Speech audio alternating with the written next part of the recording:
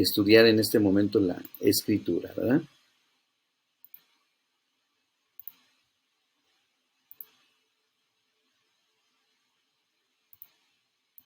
Muy bien, el día de hoy, y está apareciendo ya ahí en sus pantallas, el día de hoy vamos a estudiar esta nueva unidad, ¿verdad? Que es la unidad número 3, y que también es una porción muy importante de la palabra del Señor que queremos estudiar en esta hora. Y seguimos, ya saben, con el tema de Mateo. Ya estamos en la unidad 3 que se llama El Rey demuestra su poder, ¿verdad? Dice el estudio, ahí dice otra vez 37, se me olvidó cambiarlo, ¿verdad? Reacciones a la autoridad del rey. Estamos en el estudio 10. Aquí le vamos a poner 10, ya lo arreglé de una vez, ¿verdad? Estamos en el estudio 10. Muy bien, vamos a prepararnos para continuar. El versículo clave para nosotros en esta noche es Mateo capítulo 12, en el versículo 28, donde el Señor Jesucristo dice: pero si yo por el Espíritu de Dios echo fuera los demonios, ciertamente ha llegado a vosotros el reino de Dios. Pero si yo, dice Jesús, por el Espíritu de Dios echo fuera los demonios, ciertamente ha llegado a vosotros el reino de Dios. Ahora la clase tiene que ver con las reacciones que nosotros como creyentes tenemos precisamente ante la autoridad de nuestro Señor, ¿sí? Así que vamos a poner mucho énfasis otra vez en lo que hemos estado platicando en otras ocasiones también acerca de la autoridad. La verdad central, entonces, para nosotros en esta tarde es que las reacciones al mensaje que nosotros tenemos de Jesús, dice que proceden o vienen de la comprensión de su autoridad, ¿sí? Es decir, la opinión que tú y yo tengamos de la autoridad del Señor Jesús en nuestras vidas es lo que va a movernos a nosotros a reaccionar, ¿verdad? Ya sea de una manera positiva o de una manera negativa.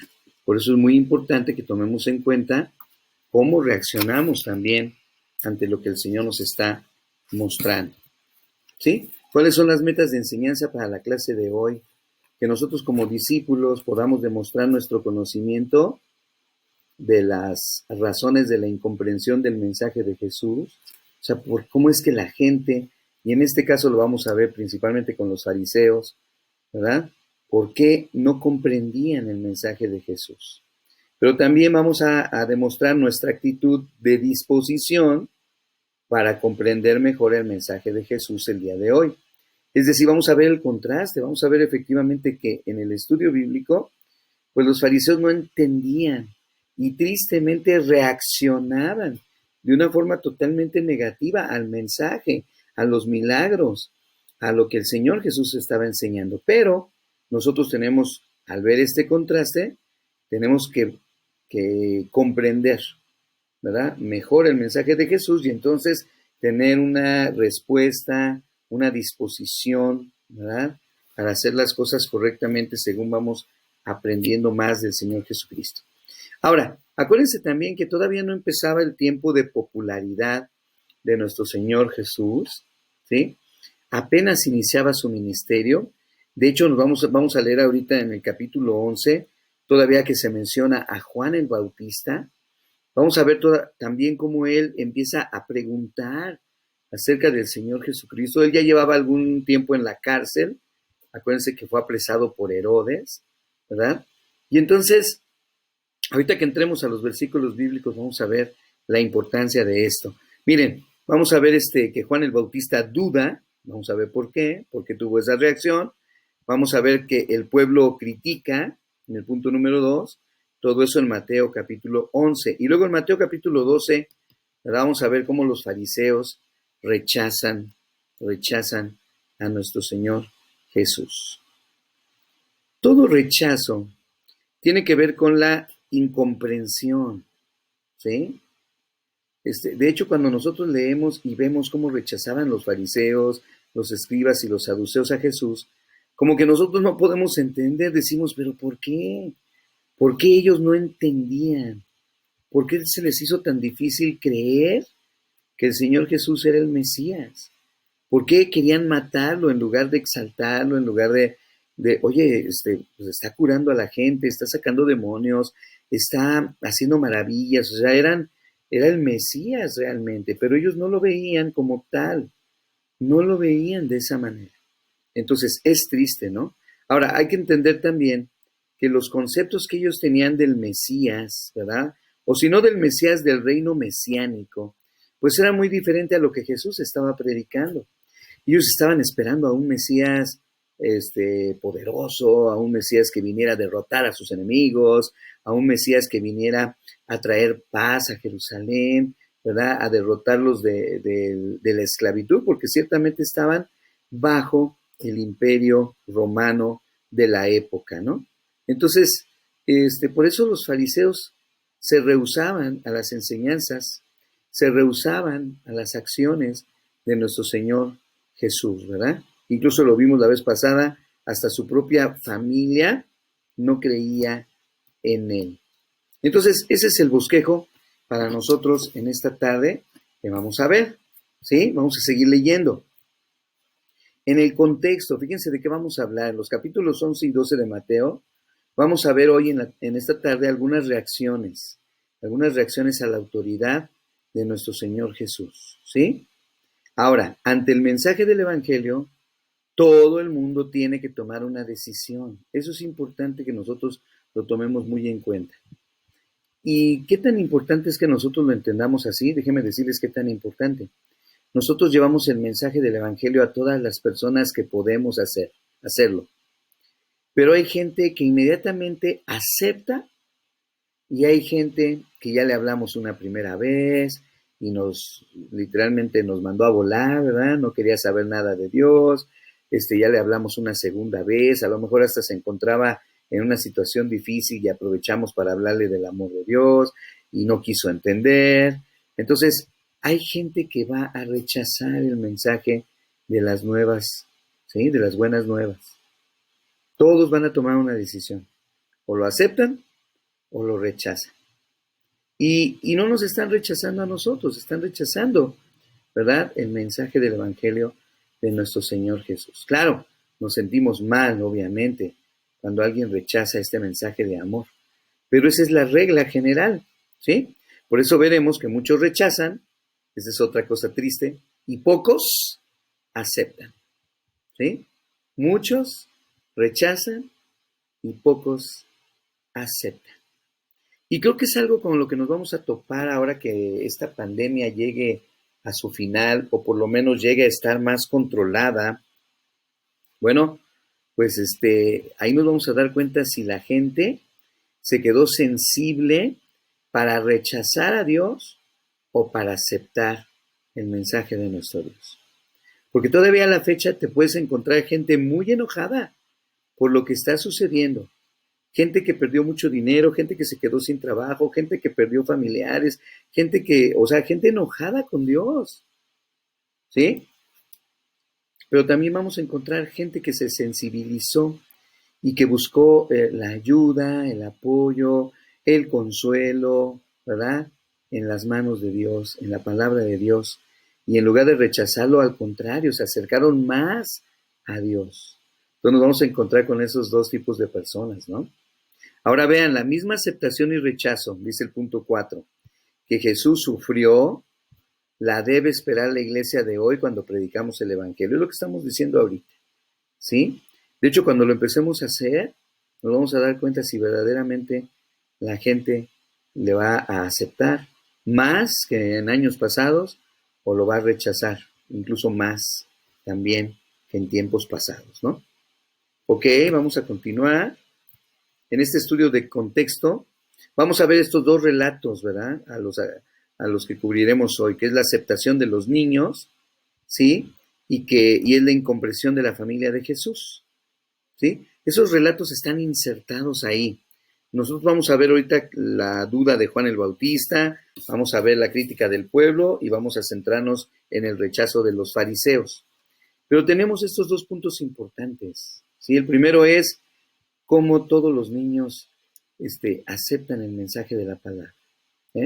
Ahorita no conozco ningún niño, en mi vida he conocido algún niño que rechace el mensaje de nuestro Señor Jesús. Nuestros niños están bien sensibles y bien conscientes a la enseñanza de nuestro Señor Jesús. Y el Señor Jesús lo dijo, ahora dejen que los niños vengan a mí, no se los impidan porque de ellos es el reino de los cielos. Y luego veremos, y luego también está el punto de la incomprensión de la familia de Jesús, ¿no? Que ellos no comprendían su venida, su labor, ¿verdad? Él tenía más familia y sin embargo la familia pues tampoco creían en él. Entonces, todo este tipo de cosas se dan dentro de este contexto de rechazar y de aceptación, ¿sí? Incluso, tenemos que mencionarlo, con justa razón el Señor nos dice que necesitamos ser, actuar, pensar como niños, ¿verdad? Y de esta manera será fácil para nosotros seguir el plan de Dios, ¿verdad? Tenemos que ser como niños si queremos entrar en el reino de los cielos, ¿ok? Bueno, esto todavía es de acuerdo al contexto, pero voy rápido para que entremos, ¿sí? Vamos al primer punto que es Mateo capítulo 11 del 2 al 6. Quiero pedirle a alguien que lo lea fuerte, por favor. Mateo capítulo 11 del 2 al 6. ¿Y qué les parece si una persona ya leyó, dejamos que la siguiente lectura la haga otro y luego la siguiente lectura otro más y así tratamos de participar todos, ¿verdad? Y después se vuelve a repetir. ¿Quién lee Mateo 11 del 2 al 6?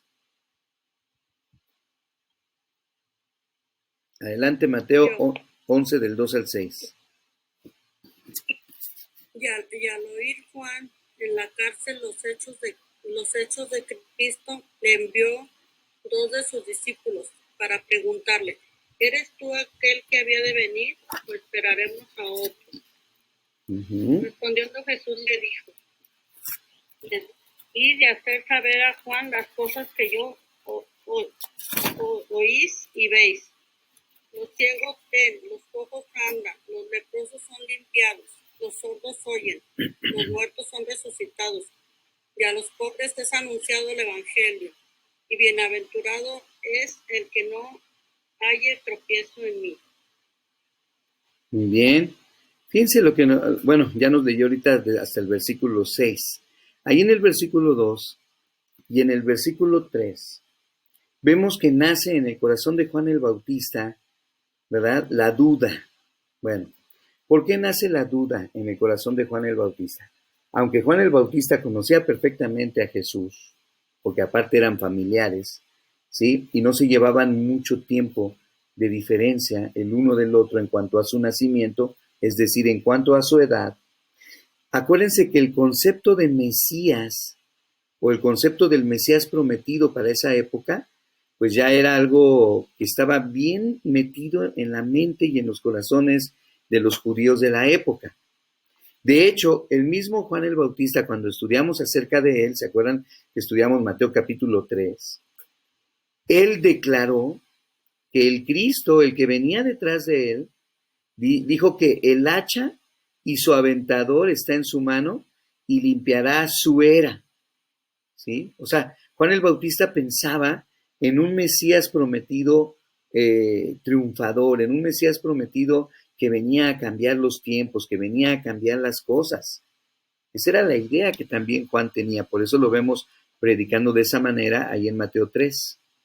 Entonces, consecuentemente con esto, mis hermanos, dice ahí que cuando oyó Juan en la cárcel los hechos del Señor Jesús, él todavía dudaba, ¿verdad?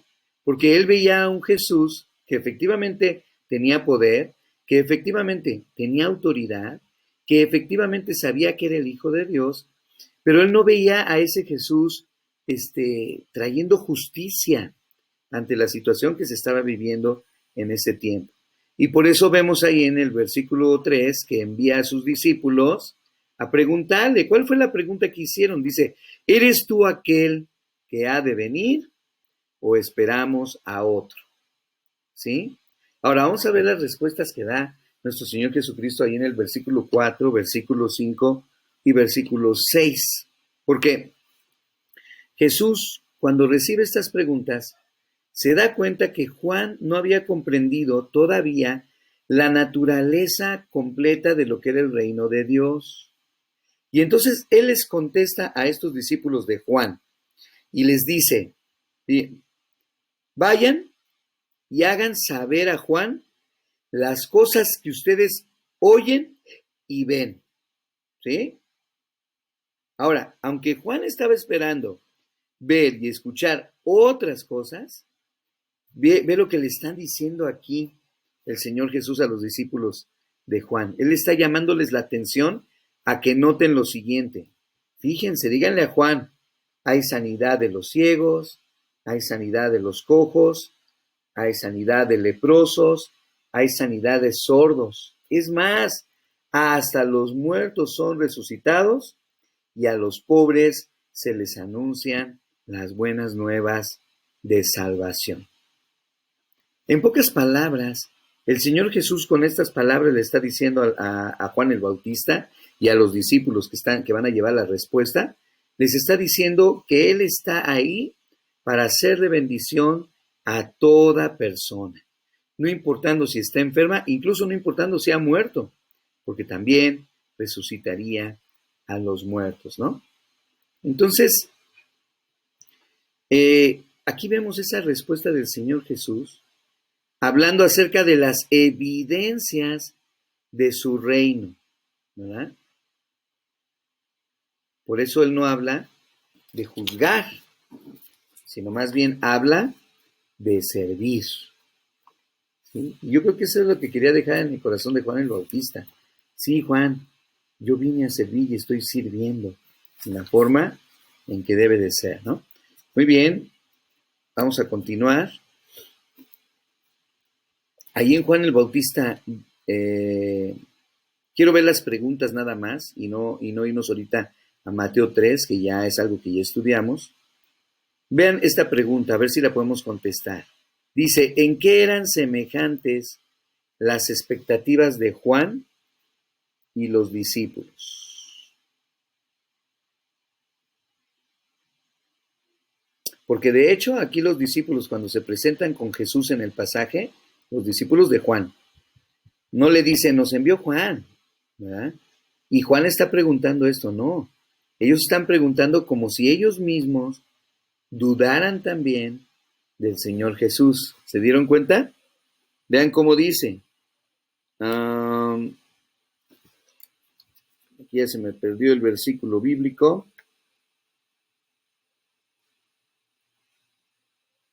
Cuando ellos le preguntan, ¿tú eres el Cristo o esperaremos a otro?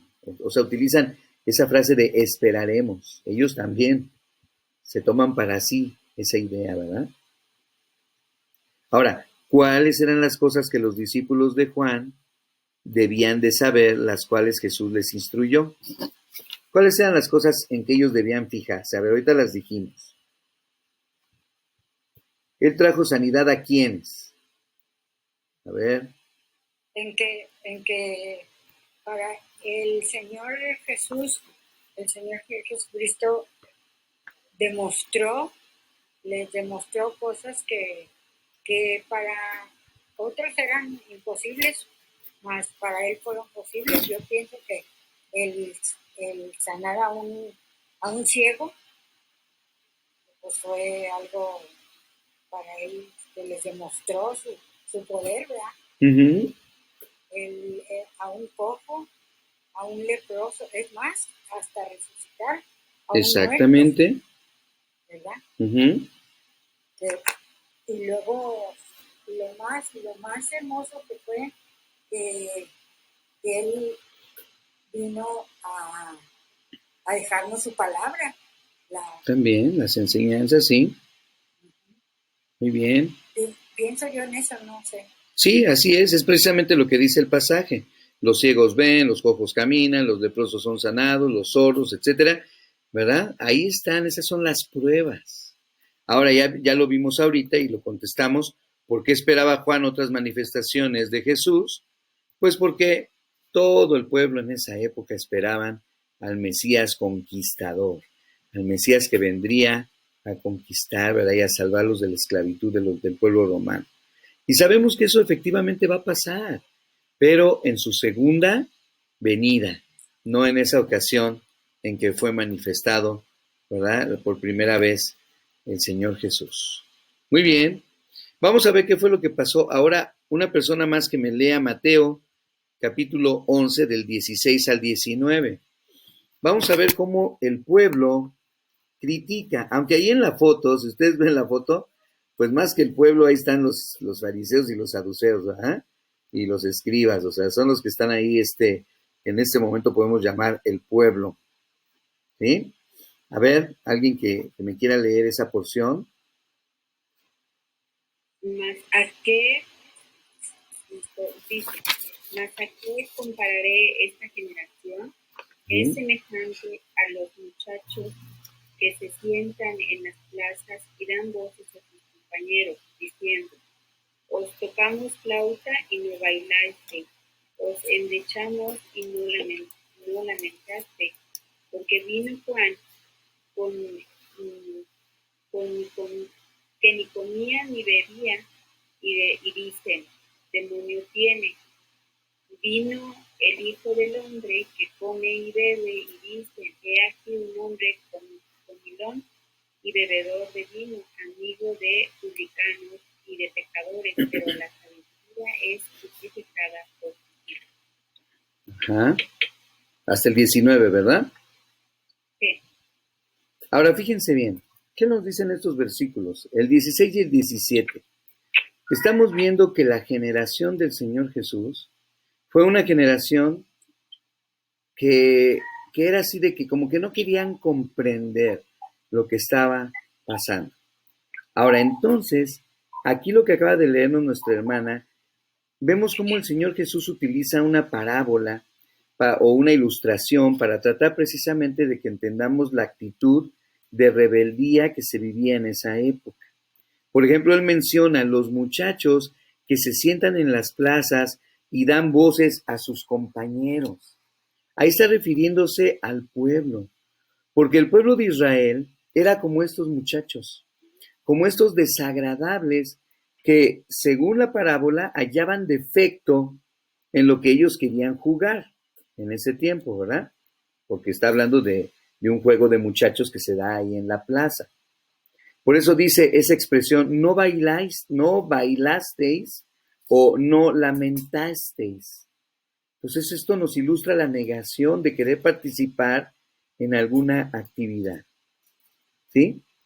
El pueblo tiene una actitud de crítica delante de nuestro Señor Jesús. ¿Sí?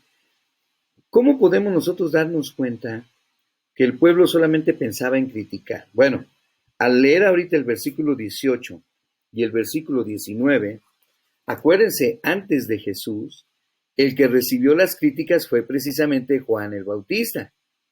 Muchos judíos criticones decían de Juan el Bautista, tiene demonio, ¿sí?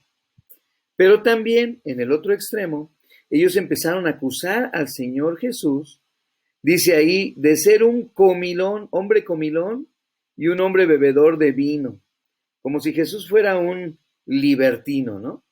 Entonces, en realidad, hermanos, leemos esto y yo me pregunto, bueno, ¿cuál es el problema con estos hombres, con los fariseos, los saduceos y los escribas? ¿Qué está pasando, no? ¿Cuál es el problema con ellos? Bueno, el problema es que ellos no querían entender, pero suponiendo, si no querían entender, ok, está bien, no quieren entender, sigan su vida, adelante, déjenos a nosotros que sí queremos entender.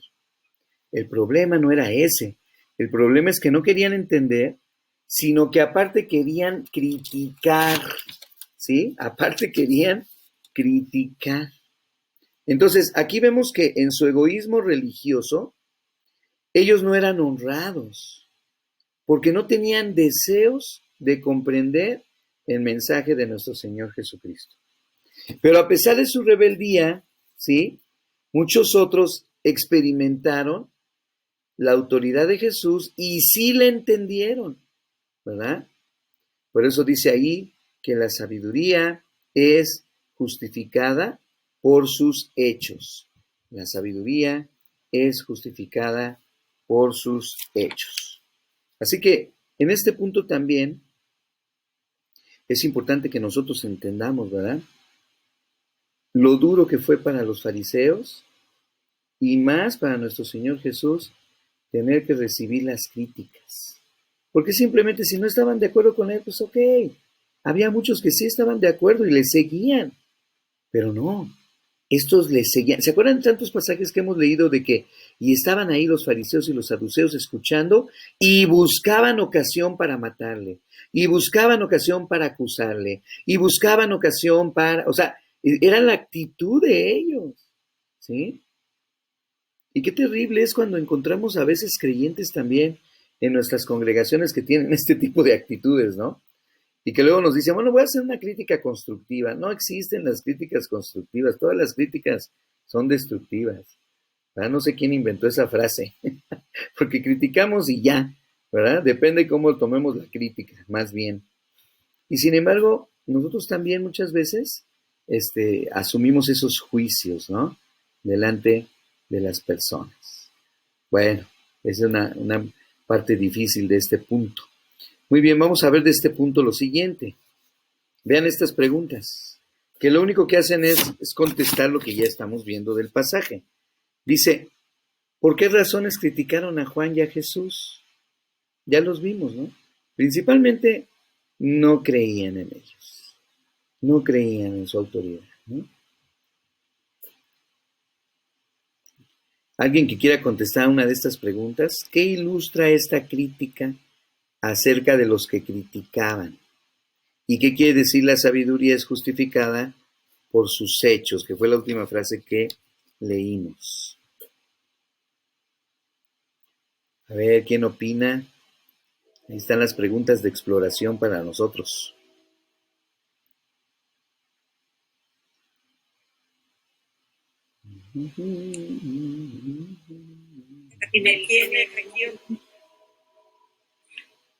Una primero. La pregunta que de qué ilustra esta crítica acerca de los que criticaban, Sí.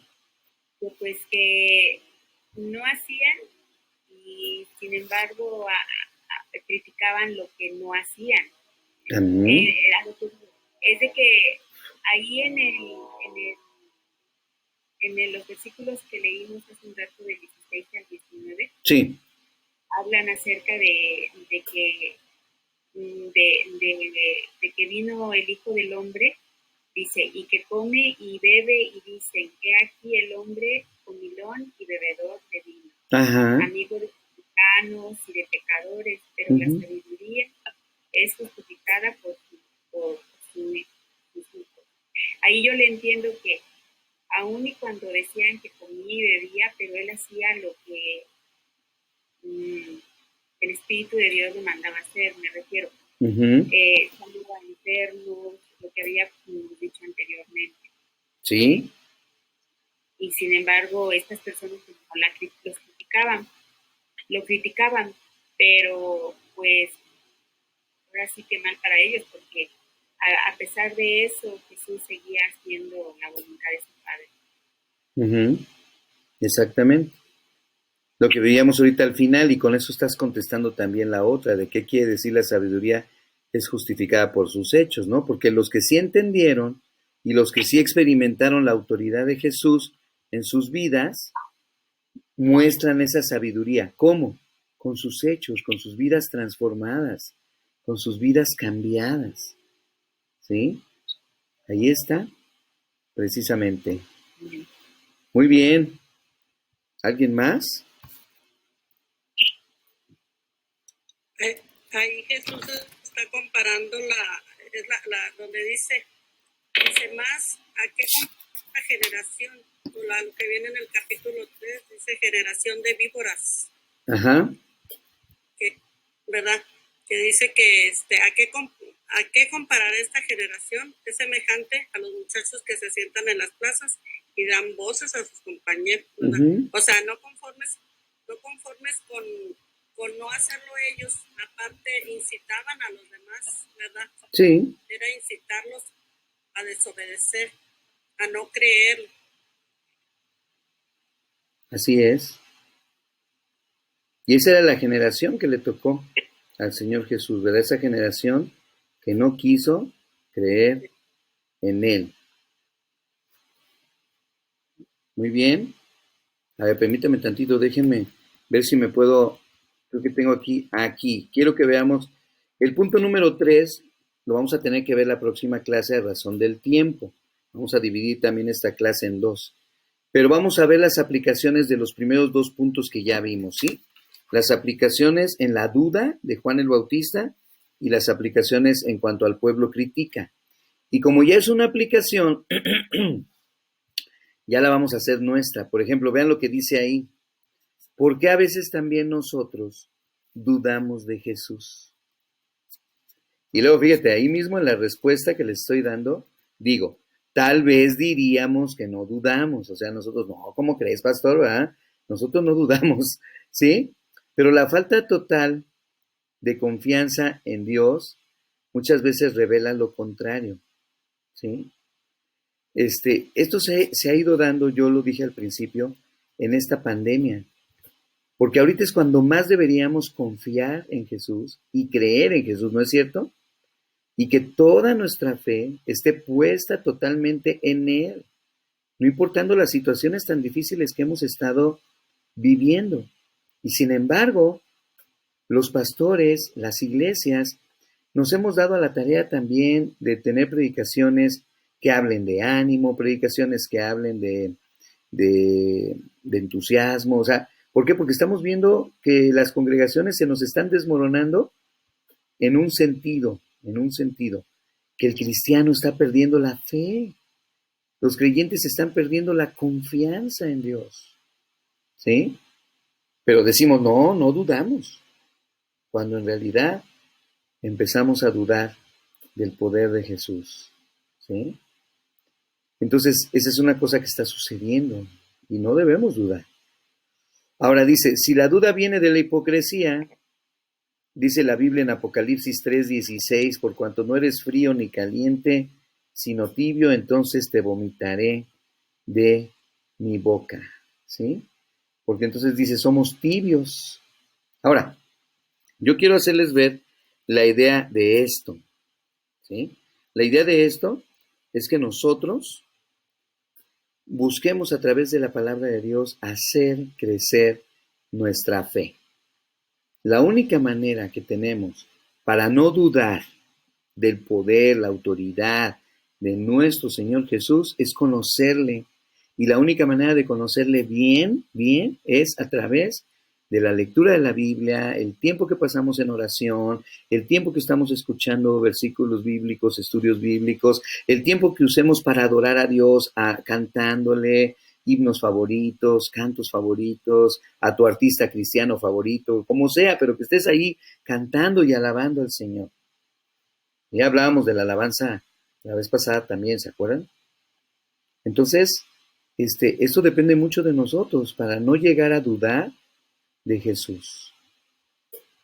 Y otra vez, ¿cuántas veces hemos estudiado ya y lo hemos leído en el Antiguo Testamento? Es más, lo estuvimos leyendo, no me acuerdo si antier, en uno de esos mismos pasajes de ahí de Crónicas, cuando habla con Salomón y le dice, pero si te apartas de mis mandamientos, pero si no eres como tu padre David y desobedeces, pero, ¿se acuerdan? O sea, vimos lo positivo, pero también Dios le hace ver a Salomón, hey, cuidado. Y vean lo que dice el último punto ahí en la pantalla, dice, el estorbo mayor del progreso evangelístico de la iglesia de hoy es la ausencia de creyentes que lo hagan con toda la mente y con todas sus fuerzas. ¿Y dónde está escrito eso?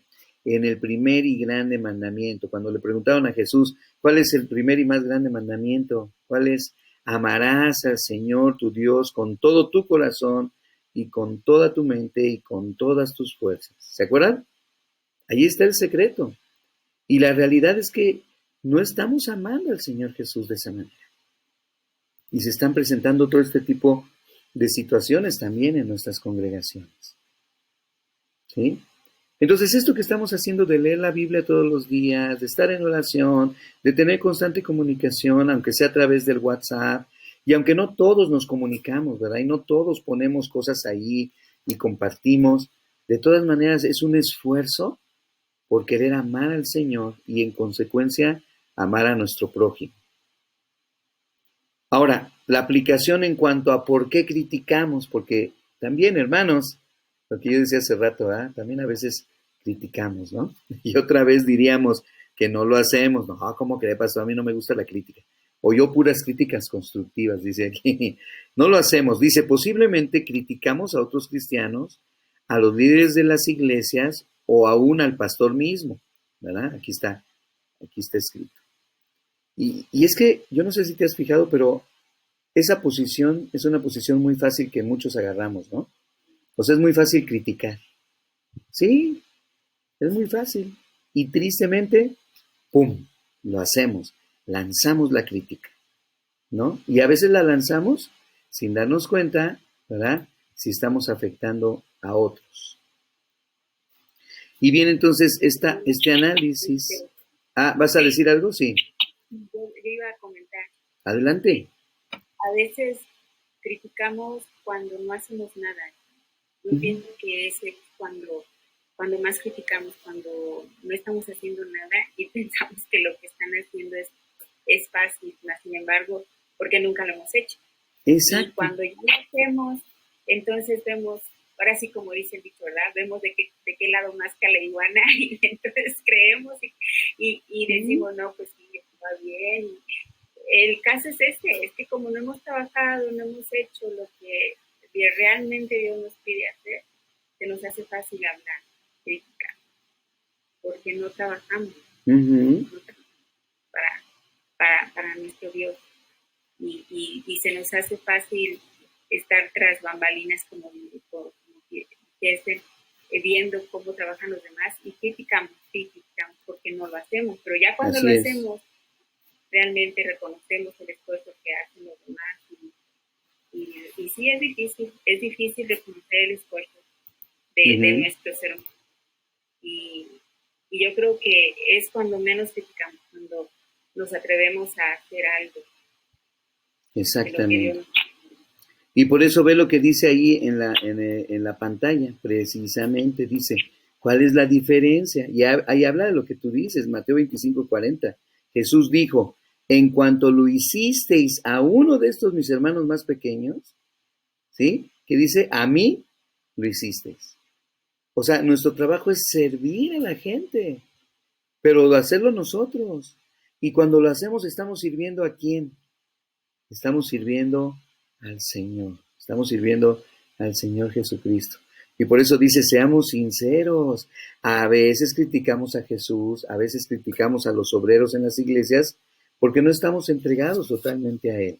Y de hecho, si estuviéramos entregados totalmente a nuestro Señor Jesucristo, no estaríamos buscando de qué manera servir, estaríamos haciéndolo, sirviendo de la mejor manera posible, ¿verdad?